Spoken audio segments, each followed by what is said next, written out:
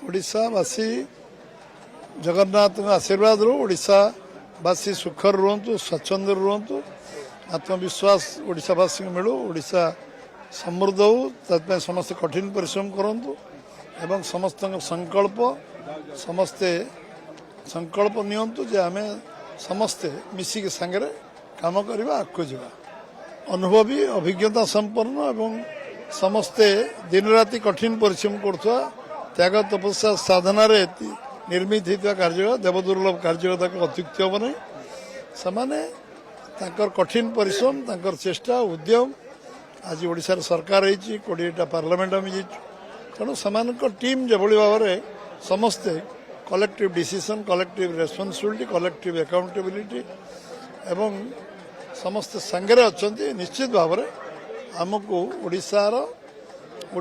कौन असाध्य काम नहीं जो काम हम नहीं सब संभावना असंभव काम संभव हो पारे दायित्व कार्यकर्ता भाव में जो दायित्व मिले से दायित्व निर्वाह करवा आम 50-52 वर्ष है निर्वाह कर जिते जो दायित्व मिली जो दायित्व मिल दल में